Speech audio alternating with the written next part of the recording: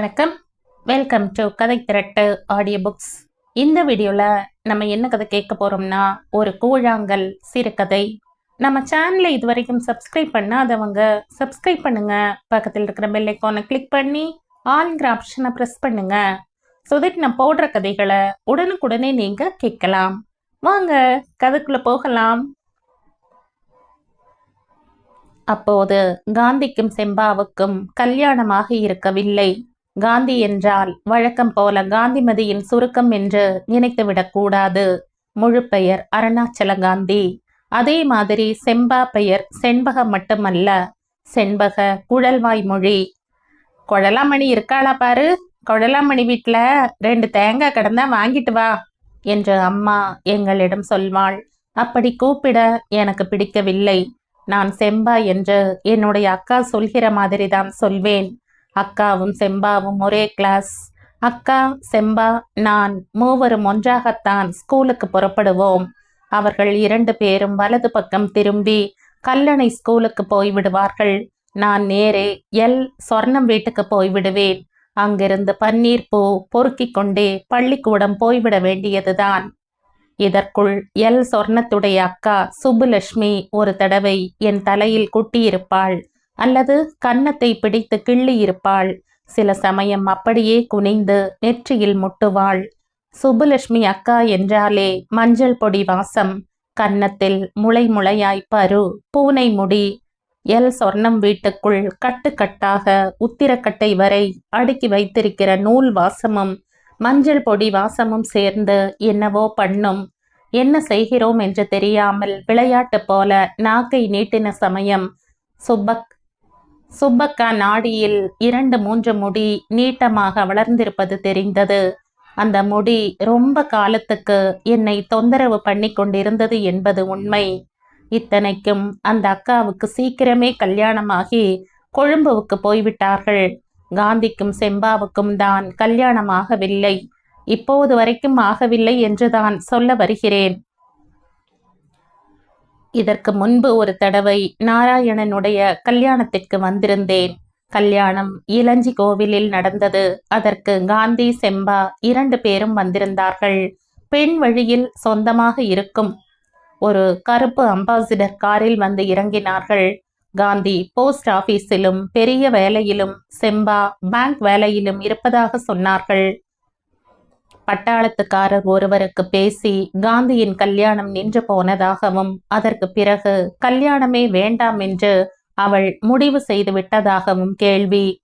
செம்பாவும் அக்காவுக்கு வேண்டாம் என்றால் எனக்கும் வேண்டாம் என்பது போல இருந்து விட்டாளாம். அது பெரிய விஷயம்தான். கல்யாண வயது தப்பி சற்று முதிர்ந்து இருந்த காந்தியிடம் சின்ன வயதில் இல்லாத ஒரு அழகு வந்திருந்தது. பூட்டு பூட்டாக கழற்றி தேய்த்து வெயிலில் காய வைத்த மன்னார் கோவில் விளக்கை மறுபடி ஒன்றாக மாட்டி நிமிர்த்தி வைப்பது இப்படித்தான் இருக்கும். என்ன, திரியை போட்டு பொறுத்த ஆளில்லை. காருடைய கதவை டொப் என்று அடைத்து மூடிவிட்டு காந்தி முன்னால் வர செம்பா பின்னால் வருகிறாள். செம்பாவுக்கே 35, 36 இருக்கும். சிவந்து பூரித்திருந்தாள். கோவிலுக்கு நேர் எதிரே இருந்த மண்டபத்தில் உட்கார்ந்திருக்கும் எனக்கு செம்பாவை முன்பக்கம் பார்ப்பதை விட பின்பக்கம் இருந்து பார்ப்பது உசிதம் என்று தோன்றியது. கனகாம்பர கலரில் ஒரு புடவை உடம்போடு புடைத்து ஏறி இறங்குவதை சேர்ந்தாற்போல அதிக நேரம் பார்க்க முடியவில்லை. இடது பக்கம் திரும்பி மலையையும் மேகத்தையும் பார்த்து மறுபடியும் செம்பாவை பார்த்தால் அவஸ்தையாக இருந்தது. செம்பா கையில் ஒரு கேமரா வைத்திருந்தாள். நாலாபுறங்களையும் திரும்பி நின்று புகைப்படங்கள் எடுக்கும்போது உயர்ந்த கைகளும் கேமராவில் புதைந்த முகமும் கண் சுருங்கின போது கன்னத்து சதையும் சுருங்கி மேலே ஏறினதும் பார்க்க பார்க்க பரபரவென்று வந்தது. கல்லை போல இந்த மண்டபத்தில் காலை தொங்க போட்டுக்கொண்டு காற்றுக்கு விலகுகிற வேட்டியை இழுத்து இழுத்து விட்டபடி நான் உட்கார்ந்திருக்கிறேன். இது செம்பாவுக்கு தெரியாமலா இருக்கும்? தெரியும். ஆனாலும் அப்படி தெரியாத மாதிரி ஒரு பாவ்லா. எனக்கு வந்த ஆத்திரத்தில் எழுந்திருந்து போய் அப்படியே செம்பாவை பின்னால் இருந்து கட்டி நொறுக்க வேண்டும் என்று தோன்றியது. ஆத்திரம் என்றால் அப்படியா செய்வார்கள்? சத்தம் போட்டு கோபமாக 4 திட்டு திட்ட வேண்டியதுதானே என்று சொல்லக்கூடாது? இதுவும் கோபம்தான், திட்டுதான். சொன்னால் புரியாது. அதை அப்படி செய்தால்தான் சரியாக வரும். கோவிலுக்கும் நான் இருந்த இடத்துக்கும் இடையே அறுவடைக்கு அறுத்து கதிரடிப்புக்கு காய போட்டிருந்தார்கள். சில சமயம் அறுப்பு விட்ட அன்றைக்கு பார்த்து சரியாக மழை வரும். அப்படியெல்லாம் இன்று இல்லை. எல்லாம் சரியாகத்தான் இருந்தது. பச்சை நெல்லும் கதிரும் வைக்கோல் தாளும் பவுன் நிறத்தில் அந்த சச்சவுக்கத்தையும் நிரப்பியிருந்தது. வெயிலின் பதம் அருமையாக பரவி ஒவ்வொரு நெல் கதிரையும் இணங்க வைத்தது. அந்த வெயிலையும் கனத்து சாய்ந்த கதிரையும் பார்க்கிற சமயம் உண்டான கிளர்ச்சியை சொல்ல முடியாது. கல்யாணமாகி இத்தனை வருஷங்களில் எது எதற்கு எப்படி ஆகும் என்று நம்மையும் உடம்பையும் பற்றி நமக்கு தெரியாதா என்ன? இது வரைக்கும் இல்லாத மாதிரி இருந்தது. வெயில் இன்னும் கொஞ்சம் சுள்ளென்று அடித்தால் இந்த வாசனை உண்டாக்குகிற போதை ஆளை தூக்கிவிடக்கூடும். அது கூட பெரிதில்லை. தூக்கி இப்படி முன்னாலும் பின்னாலும் திரும்புகிற செம்பா மாதிரி ஆட்கள் மேல் போட்டுவிடக்கூடாது. சும்மா இருக்க விடாமல் இப்படியெல்லாம் செய்தால் எப்படி? குனிந்து 2 கை கதிரை அள்ளி நெஞ்சோடு வைத்து கொண்டு செம்பா காந்தியை பார்த்து சிரித்தாள். தலையை அப்படியே லேசாக சாய்த்து, கண்ணை இடுக்கி சிரிக்காதே என்று என்னை அறியாமல் நான் சத்தம் போட்டுவிடக்கூடாது என்பதற்காக நானும் ஒரு வைக்கோலை எடுத்து கடித்தேன். இப்போது நான் காந்தியை நன்றாக பார்க்க முடிந்தது. காந்தியின் தோற்றத்தில் வயது தெரிந்தது. காலர் வைத்த ரவிக்கை, முக்கால் கை எல்லாம் இப்போது யார் போடுகிறார்கள்? காந்தி அப்படித்தான் போட்டிருந்தாள். மேலே கழுத்தோடு கழுத்தாக, கீழே ஒரு விரட்கடை அளவு இடுப்பு தெரியாமல் கொசுவம் சொருகின சேலை வரை. இடது கையில் ஒரு வாட்ச், வேறு எதுவும் கிடையாது. கழுத்தில் ஸ்படிக மாலை போட்டிருந்தால் பொருத்தமாக இருந்திருக்கும். ஆனால் வெற்று கழுத்தாகவே இருந்தது. காரை எலும்பும் பள்ளமும் தெரிவதை ஒன்றும் செய்ய முடியவில்லை. இவ்வளவு நேரம் செம்பாவை பார்க்கும்போது உண்டானதை விட அதிகப்படியாக காந்தியை பார்க்கும்போது எனக்கு ஏன் இப்படியாக வேண்டும் என்று தெரியவில்லை. உள்நாக்கு அடி தொண்டை எல்லாம் உலர்ந்தது. என்னிடத்தில் தான் ஏதோ கோளாறு இருக்க வேண்டும். இல்லாவிட்டால் இளந்தம் புதரும் நத்தை கூடுமாக கிடக்கிற வெயிலில் தரையோடு தரையாக படர்ந்த பிரண்டை கொடி மாதிரி இருக்கும் காந்தியை பார்த்து என்னவெல்லாமோ தோன்றுமா? அதையெல்லாம் வெளியே கூட சொல்ல முடியாது. அப்படி அசிங்கமாக யோசனை வரும்படி காந்தியிடம் ஏதோ இருந்தது. பூர்ணலிங்கமும் அப்படியே சொன்னதுதான் ஆச்சரியம். அவனை ரொம்ப காலத்துக்கு பிறகு ரயில்வே ஸ்டேஷனுக்கு போகிற அவசரத்தில் பார்க்கிறேன். பூர்ணலிங்கம் எங்கள் தெருவுக்கு 2 தெரு தள்ளி பெரிய தெருவில் இருந்தான். வாய்க்காலை ஒட்டி அவர்களுடைய வீடு இருந்தது. ஈரச் சேலையோடு குளிக்கிற தோற்றத்தில் உள்ள பெண்களை முதலில் என்னிடம் வர்ணித்தவன் அவன்தான். நம் மனதில் பதியவே பதியாத சில நடிகைகளை பற்றி, அவர்களுடைய அங்க லட்சணம் பற்றி புதிதாக ஏதாவது சொல்வான். ஊச்சியாக நாடி உள்ள, அடர்த்தியாக முதுகில் சுருட்டை முடி தொங்குகிற ஒரு நடிகையின் வசீகரம் குறித்து அவன் சொல்லிய சிறிது காலத்தில் அந்த பெண் தற்கொலை செய்து இறந்து போனதாக பேப்பரில் வந்தது. ஒரு மூடி போட்ட எண்ணெய் டின்னில் முறுக்கு சுசியம் விற்று கொண்டு TMS குரலில் பாட்டும் பாடுகிற பாலகிருஷ்ணனின் மனைவியை பூர்ணலிங்கம் எங்கே பார்த்தானோ? சற்று வாத்து நடையாம் அவளுக்கு. அப்படி நடக்கிற தினசுக்கு பூர்ணம் சொல்கிற உதாரணத்தை கேட்கத்தான் முடியும். கேட்கும் போதே கூசுகிறதை எப்படி வெளியே சொல்வது? ஆனா அப்படியே கடிச்சு தின்னறலாம் என்று அவன் முடிக்கும்போது நமக்கு என்னவோ மாதிரி இருக்கும். அப்படி இருக்கட்டும் என்றுதானே அவனும் இதையெல்லாம் சொல்கிறான். அந்த பூர்ணலிங்கம் தான் காந்தியை பற்றி சொன்னான். என்னை அவசரமாக கையை பிடித்து ஓரமாக இழுத்தான். இவ்வளவு நெரிசலும் ஆட்டோ சத்தமுமாக இருக்கிற இடத்தில் ஓரமாவது சாரமாவது 2 உள்பாவாடை எடுத்தால் 1 இலவசம் என்கிற ஒரு விளம்பர போர்டு, பூ வேணுமா என்ற முகத்துக்கு நேரே நீட்டி கேட்கிற குரல், பி காம்ப்ளெக்ஸா அல்லது பான் பராக்கா என்று உறுதியாக சொல்ல முடியாத வகையில் ஒரு வாசனையுடன் செல்போனில் பேசுகிற ஒருத்தர், இதற்கு மத்தியில் நானும் அவரும் மட்டும் தனியாக இருப்பது போல பூர்ணலிங்கம் சொன்னான். எத்தனையோ பேரை பார்த்தாச்சு. நேத்து உங்க பக்கத்து வீட்டு காந்தியை பார்த்ததும் அதெல்லாம் ஒண்ணுமில்லைன்னு ஆயிட்டது என்று ஆரம்பித்தான். பார்க்கறதுக்கு தான் அவ சோளத்தட்ட மாதிரி இருக்கிறாளாம். ஆனால் இந்த மாதிரி இருப்பவர்கள் மற்றதில் தீயாக நிற்பார்களாம்.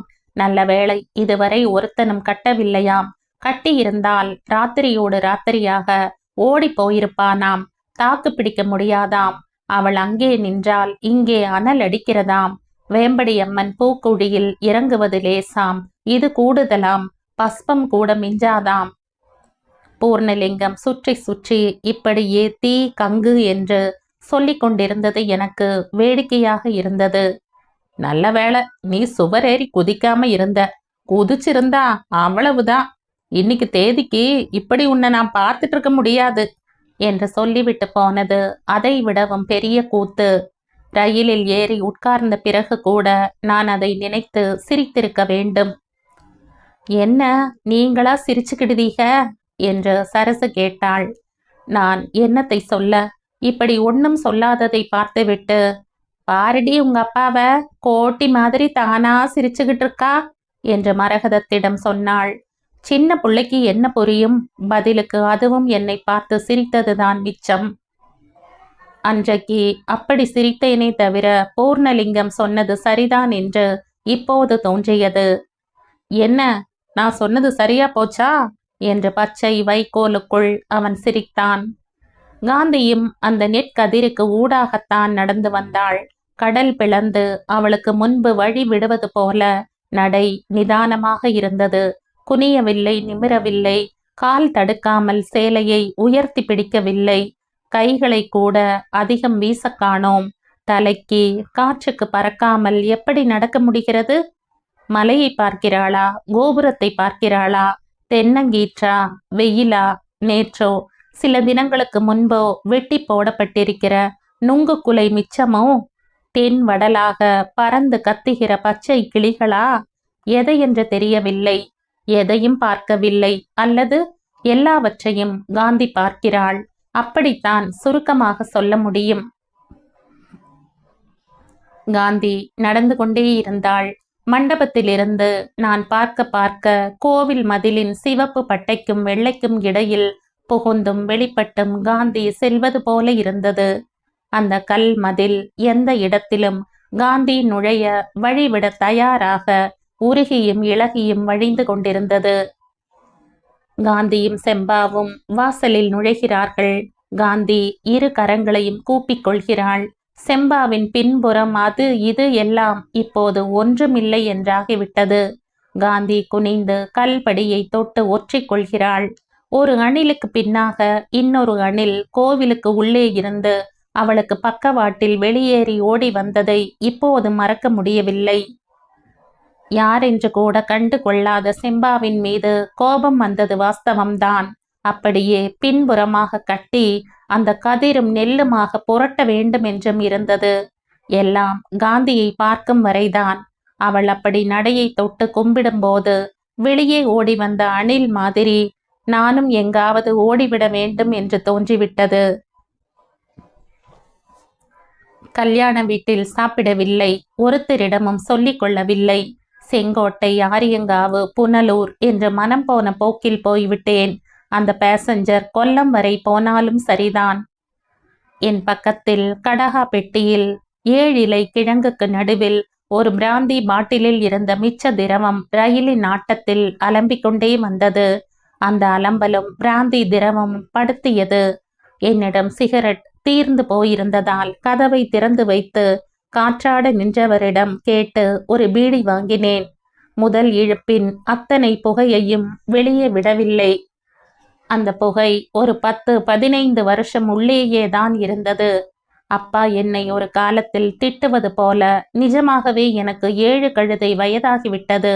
இப்போது கூட அந்த பீடி புகை வெது வெதுவென்று உள்ளே சுழன்றபடி இருக்கிறது என்று தெரியும். மரகதத்துடைய கல்யாண அழைப்பிதழை யார் யாருக்கு அனுப்புவது என்று எழுத உட்கார்ந்திருக்கிறேன். ஆபீஸ் ஆட்கள், தெரிந்தவர்கள், சிநேகிதர்கள் என்று என்னுடைய தனிப்பட்ட லிஸ்ட் அது. மரகதம் என் பக்கத்தில் உட்கார்ந்து அதை வாசித்து சொல்கிறாள். திருமணமாகப் போகிற பெண் பிள்ளைகள் தன்னுடைய அப்பாக்களுக்கு தருகின்ற அபூர்வமான நேரங்களில் ஒன்று அது. யார் பெயரும் விட்டு போயிற்றா, சேர்க்க வேண்டுமா என்று நிதானிக்க சரசும் உட்கார்ந்திருக்கிறாள்.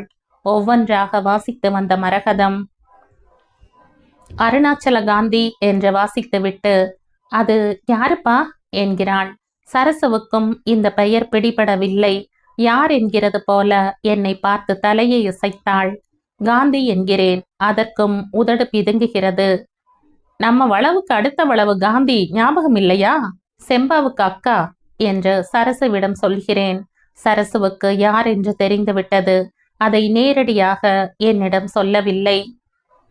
உங்க அப்பா பெருவிரல மறந்துருவா, சுண்டு விரலும் ஞாபகம் வச்சிருப்பா என்று மரகதத்திடம் சொல்லிவிட்டு, அடுத்தால எவ பேரு இருக்குன்னு வாசி என்று சரசு தரையை பார்த்தாள். எதற்கு தரையை பார்க்க வேண்டும்? என்னை பார்க்க வேண்டியதுதானே. மரகதம் லிஸ்டை ஒரு கையில் வைத்து மறு கை விரல்களால் பேனாவை அணைத்தபடி இருந்தாள். பேனா மூடி சில சமயம் உதட்டு பக்கம் பட்டு திரும்பியது. வைத்து ஒரு வாரத்திற்கு மேல் இருக்கலாம். அழிந்து மழியாத மருதாணியின் காவி நிறம், லாரல் ரோஸ் நிறமையில் எழுதப்பட்ட அந்த காகித வெள்ளை இரண்டும் கண்ணில் பட்டது. எழுந்து போய் பளீர் என்று அடிக்கிற வெயிலை பார்த்துவிட்டு வரவேண்டும் போல் இருந்தது. எப்போதும் பச்சை பெயிண்ட் அடிக்கப்பட்டிருக்கிற காந்தியின் பெரிய வீட்டின் அழிக்கதவு கம்பிகளில் ஈய பெயிண்டுடன் முன்னே வந்தது. அவ்வப்போது வெட்டிவிடப்படுவதும் வளர்வதுமாக இருக்கிற காந்தி வீட்டு போகன் வில்லா மரம் நிலை கொள்ளாமல் பூத்து கொட்டி நாங்கள் உட்கார்ந்திருக்கிற இடம் வரை சிவப்பை அனுப்பியது. இப்படியெல்லாம் நினைத்து கொள்ள அதிகம் போனால் 2 நிமிடம் எடுத்திருக்குமா? நான் நிமிர்ந்து பார்க்கும்போது மரகதம் அடுத்தடுத்த பெயர்களை வாசித்து கொண்டிருந்தாள். நான் கவனிக்கவில்லை. பிரஸ்ஸில் இருந்து அச்சடித்து கூட வந்திராத கல்யாண அழைப்பிதழில் அருணாச்சல காந்தி என்ற பெயரை எழுத துவங்கினேன். இன்னும் தரையை பார்த்து குனிந்திருந்தாள் சரசு. எப்படியும் காந்தியை நேரில் பார்த்து அழைப்பிதழை கொடுத்தே ஆக வேண்டும். இவள் தரையை பார்த்தாலும் சரி, உத்தரக்கட்டையை பார்த்தாலும் சரி. பொய் சொல்வது என்று தீர்மானித்து விட்டால் உலகத்தில் அதற்கு பஞ்சமா என்ன? அரணா கயிறு வாங்க போகிறேன் என்று இவர்களிடம் சொல்லிவிட்டு காந்தி வீட்டுக்கு போய் அழைப்பிதழ் கொடுத்துவிட்டு வந்தாலும் இவர்களுக்கு ஒரு புண்ணாக்கும் தெரிய போவதில்லை. ஆனால் இதற்கெல்லாம் பொய் சொல்வது அனாவசியமல்லவா? நான் நேரடியாக காந்தி வீட்டு வரை போகிறேன். டவுனில் வேறு ஏதாவது ஜோலி இருக்கா என்று கேட்டுவிட்டே போனேன். இருக்கிறது, இல்லை என்று ஒரு பதிலும் வரவில்லை. வராது என்று தெரிந்ததுதான். எப்போதாவது சில சமயங்களில் நம்முடைய மனதுக்கு சரியாக ஒத்து போகும்படி எல்லாம் நடக்கிறது. பைக்கில் போகவே சந்தோஷமாக இருந்தது. ரோடு கழுவி விடப்பட்டது போல. ராத்திரி மழை பெய்தால் அப்படித்தானே இருக்கும். சைக்கிளில் எதிரே வந்தவர் எனக்கு சலாம் வைத்துவிட்டு போனார். யார் என்று தெரியவில்லை. பின்னால் இருந்த சாக்கில் எலுமிச்சம்பழத்தை மூடையாக கட்டி வைத்திருந்தார். மஞ்சள் மஞ்சள் என்று ஒரே ஒரு எலுமிச்சம்பழம் இப்போது இந்த கழுவி விட்ட ரோட்டில் உருண்டு போனால் நன்றாக இருக்கும். அந்த வாசனைக்கு பின்னால் கருவேப்பிலை வாசனையுடன் இருக்கிற டெம்போ.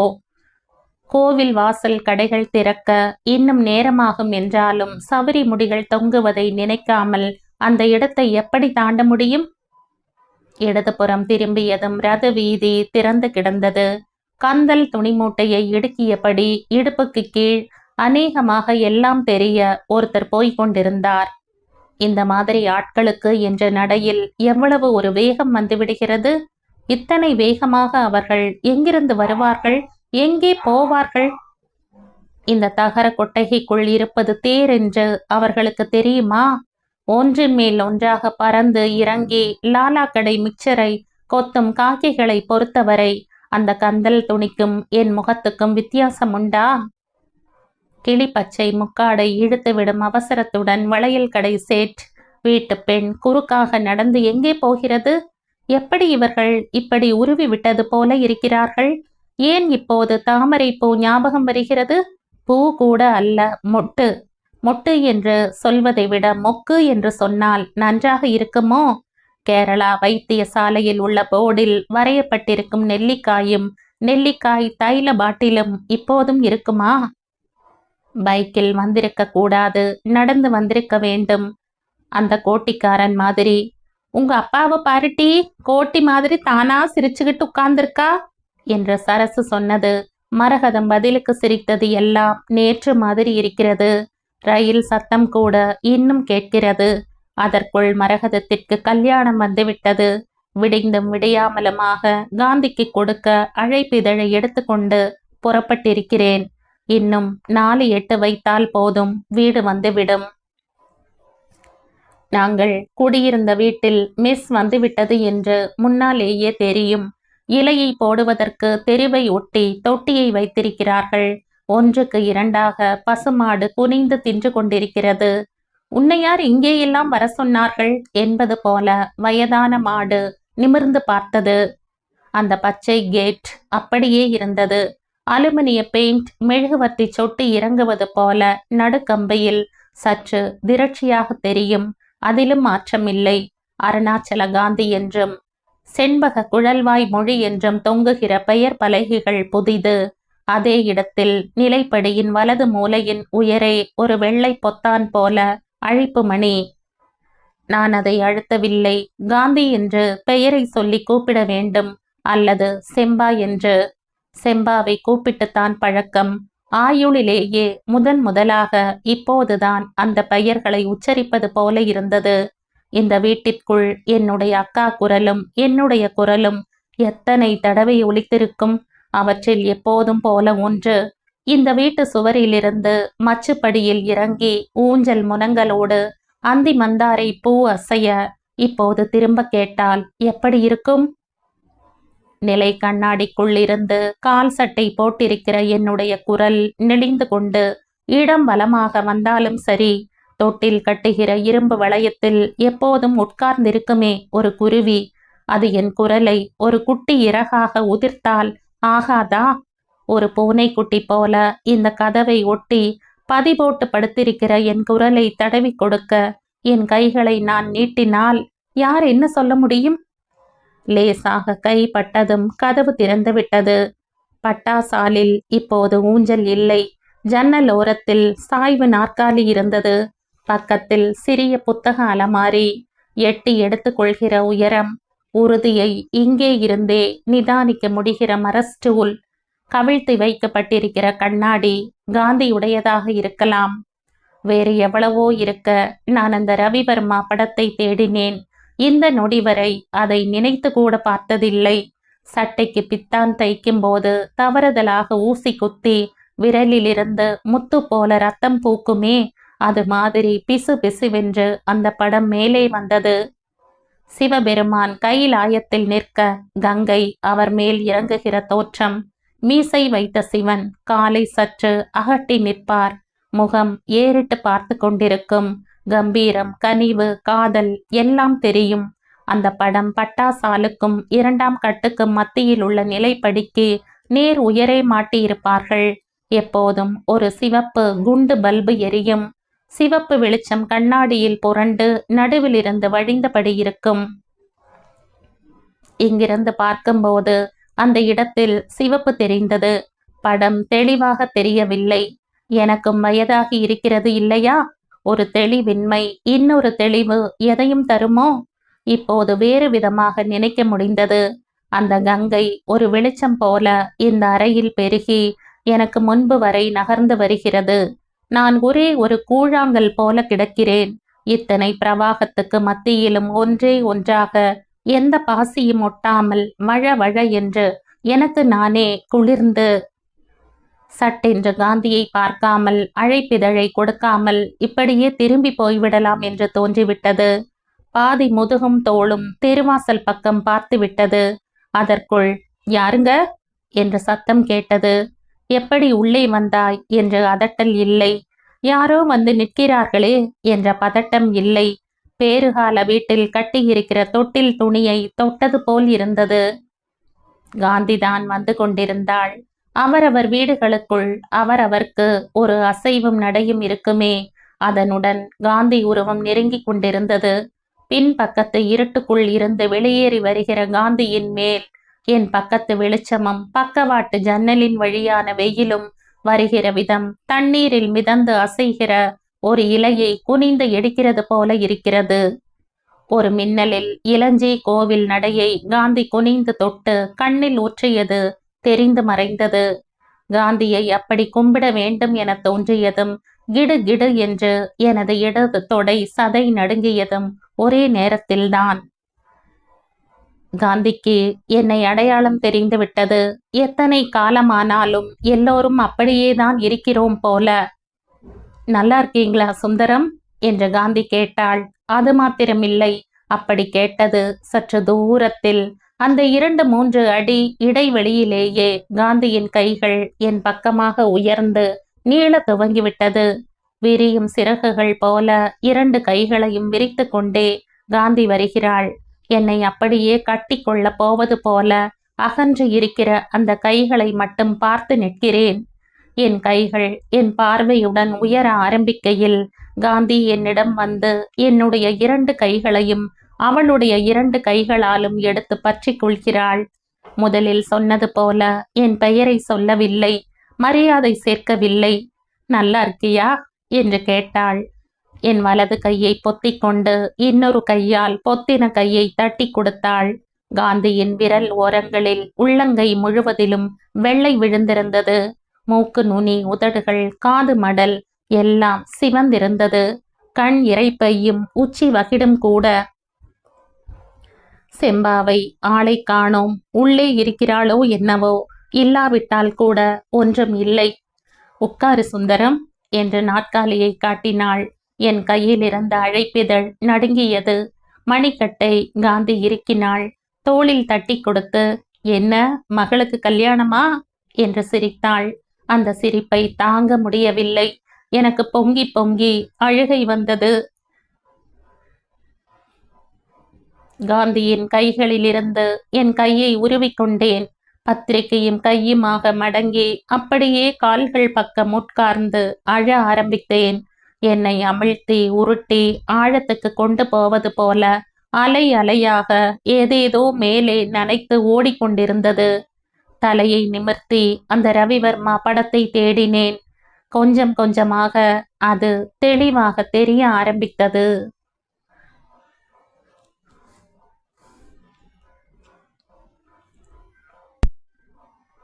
இதோடு இந்த கதை முடியுது. இந்த கதை உங்களுக்கு பிடிச்சிருந்தா லைக் பண்ணுங்க, ஷேர் பண்ணுங்க, சப்ஸ்கிரைப் பண்ணுங்க. மற்றும் ஒரு இன்ட்ரெஸ்டிங்கான கதையோட அடுத்த வீடியோல சந்திப்போம். பாய். தேங்க்யூ.